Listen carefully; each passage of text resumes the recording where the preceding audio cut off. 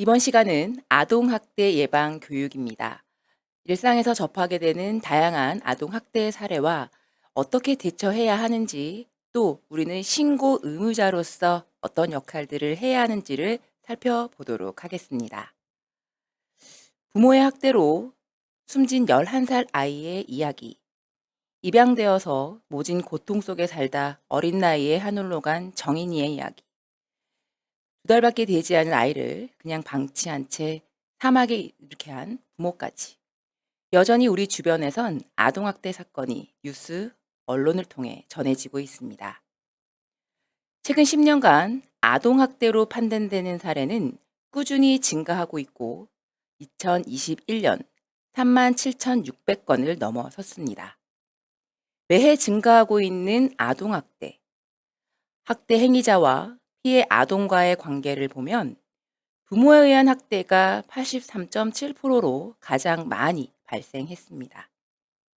학대 가해자가 83.7%라는 것은 부모, 즉 가장 가까이에 있는 사람으로부터 가장 안전하게 보호받아야 할 그 공간에서 은밀하고 잔혹하게 벌어지고 있다라는 사실을 확인할 수 있는데요.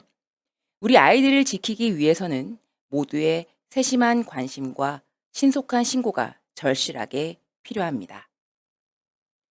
그럼 아동 학대의 정확한 정의는 어떻게 되는지 살펴보도록 하겠습니다.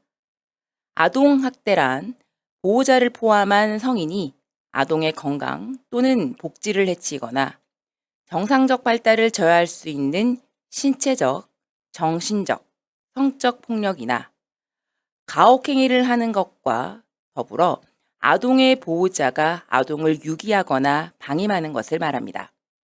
여기서 아동이란 만 18세 미만의 사람을 의미합니다. 보호자란 친권자, 후견인, 아동을 보호, 양육, 교육하거나 그러한 의무가 있는 자 또는 업무나 고용 등의 관계로 사실상 아동을 보호, 감독하는 자를 말합니다. 또한 아동학대 행위자라고 하는 것은 아동학대 범죄를 범한 사람 뿐만이 아니라 그 공범을 의미합니다. 아동학대 범죄를 직접 범한 자가 아니라 그 사실을 교사하거나 방조한 자도 아동학대 행위자에 해당된다라는 것이죠. 그럼 이 아동학대는 어떠한 유형으로 구분되는지 살펴보도록 하겠습니다. 아동학대는 크게 신체학대, 정서학대, 성학대, 방임, 유기로 나눌 수 있으며 이 학대들이 복합적으로 발생하게 되는 중복학대도 발생하고 있습니다. 신체학대는 보호자를 포함한 성인이 아동의 신체의 건강 및 발달을 해치거나 발달을 저해할 가능성이 있는 모든 신체적 폭력이나 가혹행위를 말합니다.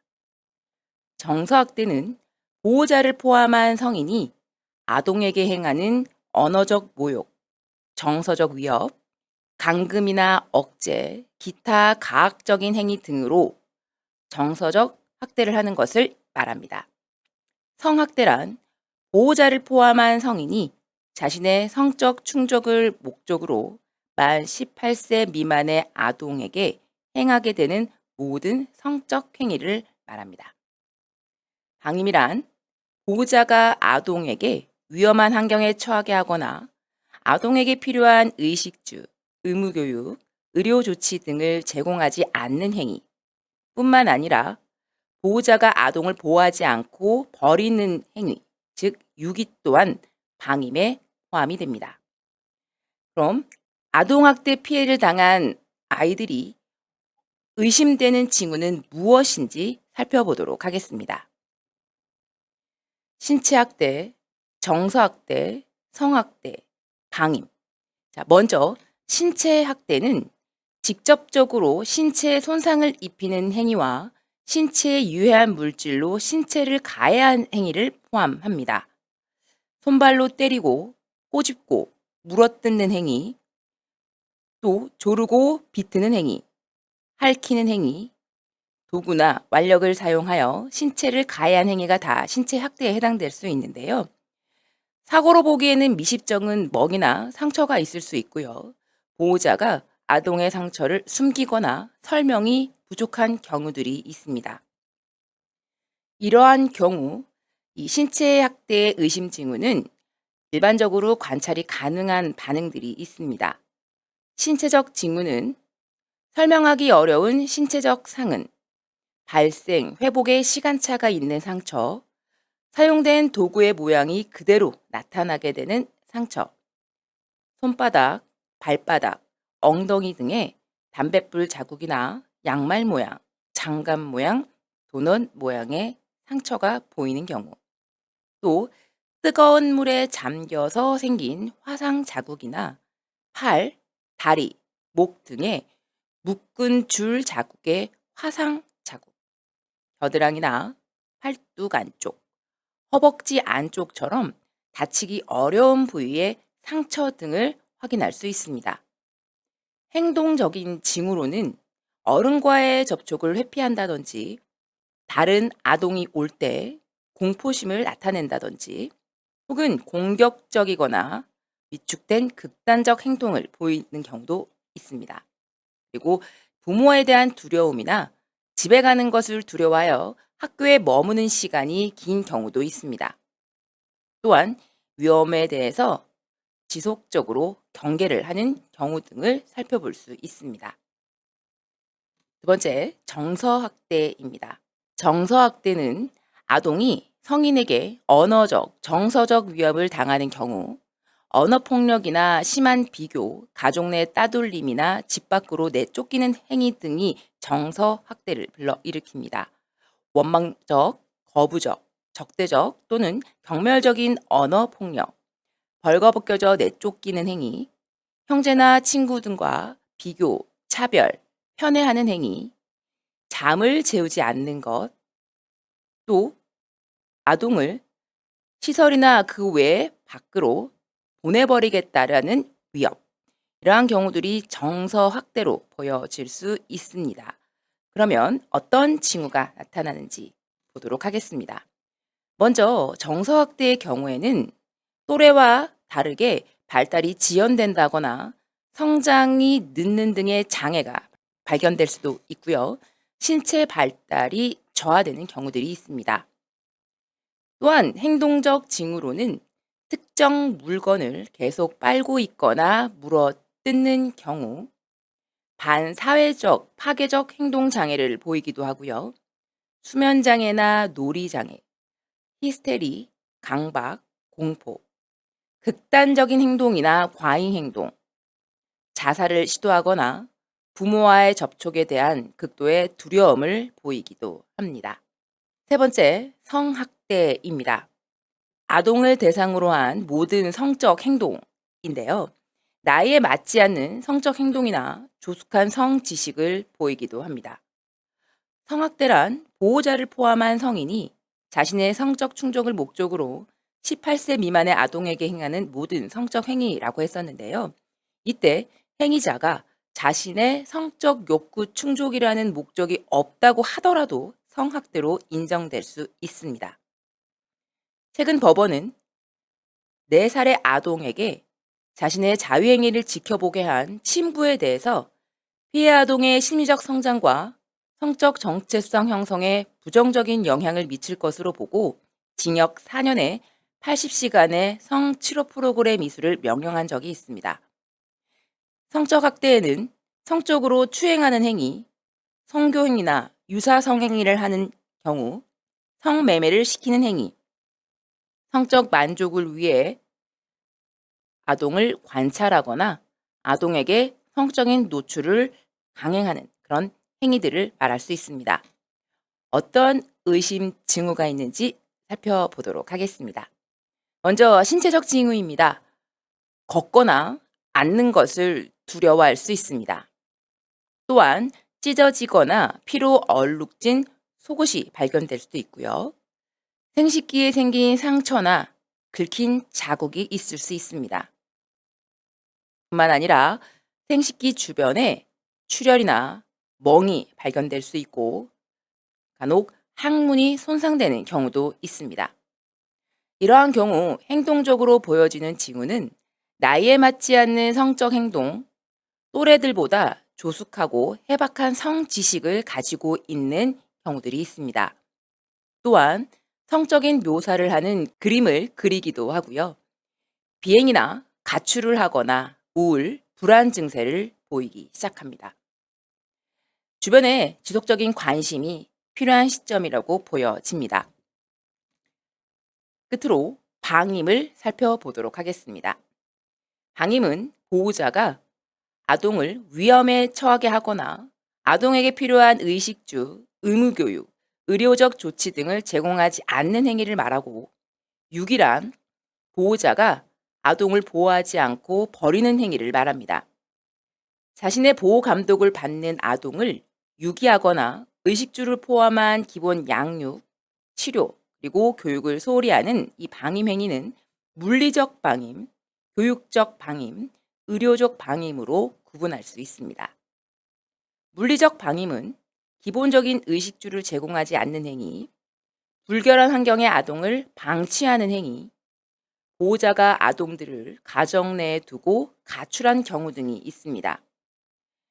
몸이 아프다는 이유로 수개월간 집안 청소를 하지 않고 아동을 그냥 화장실 바닥에 용변을 보도록 하는 등 알맞지 않은, 적합하지 않은 환경에 방치하는 경우도 있습니다. 또한 생활 쓰레기가 가득한 집안에 아이를 방치하는 것도 모두 물리적 방임에 해당됩니다. 교육적 방임은 보호자가 특별한 사유 없이 아동을 학교에 보내지 않거나 아동의 무단결석을 방치하는 행위, 아동의 교육적 욕구 및 의무에 대한 방치, 준비물을 챙겨주지 않는 행위 등을 말할 수 있습니다. 신부가 아이를 타 지역으로 데려간 후 아무 이유 없이 초등학교에 보내지 않고 PC방에 방치하는 사건이 있었습니다. 신부가 별다른 이유 없이 학교에 보내지 않으며 대체 교육도 시키지 않은 것이죠. 이는 교육적 방임으로 아동 학대에 해당됩니다. 의료적 방임은 아동에게 필요한 의료적 처치 및 개입을 하지 않는 행위를 말합니다. 아이가 아파서 병원에 가야 하지만 병원에 데려가지 않고 그냥 집에 방치하는 경우에 해당될 수 있습니다. 유기는 아동을 보호하지 않고 버리는 행위입니다. 아동을 병원에 입원시키고 사라지는 경우나 시설 근처에 버리고 가는 행위도 유기에 포함이 됩니다. 방임 피해 아동은 어떤 징후가 있나 살펴보도록 하겠습니다. 비위생적인 신체 상태나 치과 치료 등 의학적 치료의 부족, 아동의 몸에서 나는 악취가 지속적으로 나는 경우 방임을 의심해 볼 수 있습니다. 예방접종과 의학적인 치료를 불이행하고 건강 상태 또한 불량할 수 있습니다. 방임을 당한 아동은 계절에 맞지 않는 부적절한 옷차림을 하고 있거나 배고픔을 이기지 못하고 음식을 구걸하거나 훔치기도 합니다. 학교에 일찍 등교하고 집에 늦게 가는 행동을 보이기도 하며 수업 중 조는 등 지속적인 피로, 불안정감을 호소하기도 합니다. 학교에 나오지 않는 날이 많을 수 있고, 따라서 관심을 갖고 살펴보아 주어야 하겠습니다. 이처럼 아동학대의 유형과 의심 징후로 신체학대, 정서학대, 성학대, 방임에 대해서 살펴보았는데요. 이러한 학대 유형은 피해 아동에게 두 가지 이상이 복합적으로 발생될 수도 있습니다. 무심코 지나칠 수 있는 이러한 징후들이 아이들이 보내는 마지막 SOS 신호일 수도 있습니다. 아동학대의 의심 징후가 발견된다면 주저하지 말고 즉시 신고해 주시기 바랍니다. 가장 보호받아야 할 공간에서 은밀하고 잔혹하게 일어나는 아동학대. 반복되는 아동학대로부터 우리 아이들을 지키기 위해서는 아이들이 보내는 구조 신호에 보다 예민하고 세심하게 가능해야 합니다. 그럼 누구든지 아동학대 범죄를 알게 된 경우나 의심이 있는 경우에는 신고를 하셔야 하는데요. 신고 방법은 국번 없이 112, 또 시, 군, 구, 아동학대 전담 공무원에게 긴급 전화를 할 수도 있습니다. 그 외에 수사기관에도 신고하실 수 있고요. 어플리케이션 아이지킴콜으로도 신고하실 수 있습니다. 물론 신고 시에 익명으로 신고가 가능합니다. 아동학대 처벌법에 따르면 아동학대가 발생한 것을 알게 되거나 의심이 되는 경우에는 누구든지 신고를 할 수 있는데요. 아동학대인 걸 알면서도 방치하는 것을 막기 위해서 법적으로 신고 의무를 부여한 아동학대 신고 의무자가 있습니다. 아동학대 처벌법 제10조 제2항 직무를 수행하면서 아동학대 범죄를 알게 된 경우 그 의심이 있는 경우에는 시, 도, 시, 군, 구 또는 수사기관에 즉시 신고해야 한다라고 정하고 있습니다. 직무상 아동들을 밀접하게 관찰할 수 있는 아동학대 신고 의무자는 초, 중, 고 교직원, 의료인, 아이 돌보미, 보육교직원, 아동복지시설 종사자, 장애인 복지시설 종사자 등이 포함이 됩니다. 만약 정당한 사유 없이 신고 의무를 불이행할 시 1,000만 원 이하의 과태료가 부과됩니다. 아동학대 예방을 위해서는 이러한 신고 의무자 직군뿐 아니라 모든 국민의 관심과 신고가 필요합니다. 아동학대의 신고 방법에 대해서 살펴보겠습니다. 아동학대 정황이 명백하게 드러나는 경우도 있지만 의심스럽거나 신고하기 주저되는 경우도 많이 있습니다. 아동학대 의심 신고를 할 때에는 피해 아동의 현재 상황, 아동학대 의심 상황, 피해 아동 인적 사항, 아동학대 행위자 관련 사항, 신고자 관련 사항 등을 구체적으로 알려주어야 합니다. 또 신고를 하실 때에는 아동학대의 유형, 그리고 그 정도, 심각성, 발생 빈도, 지속성, 최근 발생한 아동학대 상황 등 구체적인 내용을 알려주시고 가정이나 집단 내에 다른 피해 아동이 있는지, 학대 행위 의심자의 심신 상태, 또 현재 상황 등 가능한 많은 정보를 제공하는 게 좋습니다. 하지만 아동이나 학대 행위자의 정보를 파악하지 못해도 신고는 가능합니다. 학대 의심 징후가 보인다면 정보의 부족이나 설마 하는 생각으로 망설이기보다는 적극적인 신고로 아동의 안전과 생명을 보호해야 합니다. 익명으로 신고가 가능한가요? 네, 물론 익명으로 신고가 가능합니다. 국번 없이 112 혹은 문자로 전송하시게 될 때도 익명으로 가능하며 어플리케이션으로 신고를 하실 때도 익명이 보장됩니다. 아동학대를 신고하실 때 주의할 상황이 있습니다. 가능하면 증거 사진을 확보하시고 아동이 불안해하지 않도록 아동을 일상적으로 대하는 것이 중요합니다. 성학대가 의심되는 경우에는 증거가 오염될 수 있기 때문에 아동을 씻기거나 옷을 갈아입히지 않아야 합니다.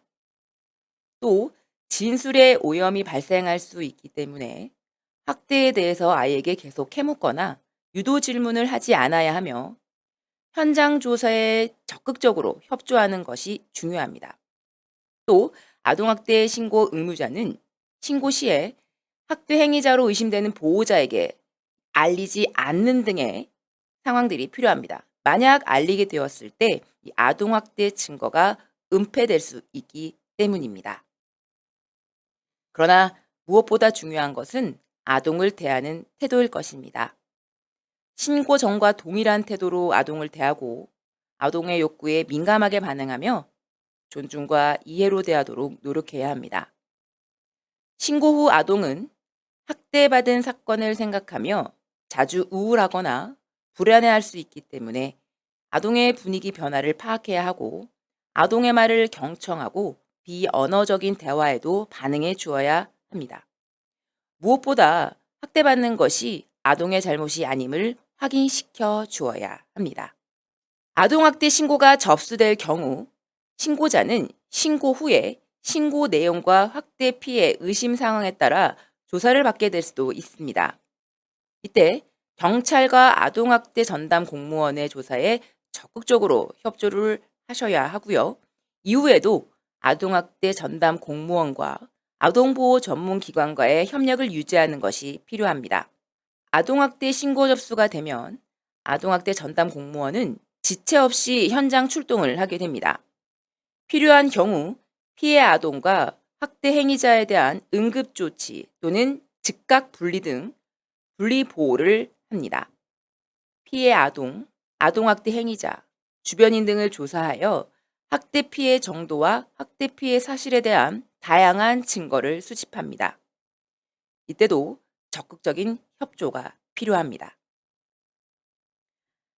아동학대 아동에 대해서 아동학대 전문기관은 피해 아동의 후유증 감소를 위해 다양한 치료와 상담, 지원 프로그램을 시행하고 학대 행위자에게는 재학대 방지를 위한 상담, 교육, 심리치료 프로그램 등을 지원합니다. 신고자의 신고 비율을 보게 되면 신고 의무자에 의한 신고는 28.2%, 비신고 의무자에 의한 신고는 71.8%로 나타났습니다.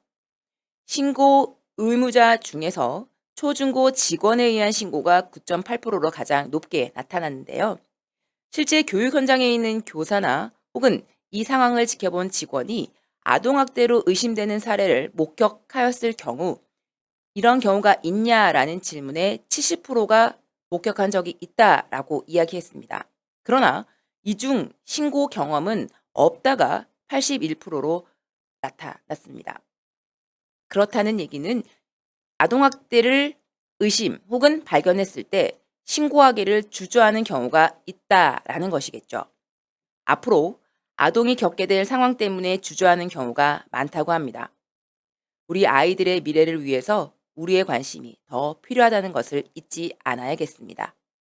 신고 의무자인 여러분께서는 아동학대 피해 사례를 목격 혹은 의심하게 되신다면 망설이지 말고 신고해 주시기 바랍니다. 아동은 신체, 정신적으로 성숙해 가는 과정에 있으며 상처받기 쉬운 존재입니다. 때문에 바람직한 성장을 위해서는 우리 어른들의 지속적인 관심과 도움이 절대적으로 필요하다고 할 수 있습니다. 이 시간을 계기로 이 땅의 모든 아이들이 따뜻하고 안전한 환경에서 더 건강하고 행복하게 성장할 수 있기를 바래 봅니다. 여러분의 관심과 노고가 아이들의 삶을 바꿀 수 있습니다. 함께 해주셔서 대단히 감사합니다.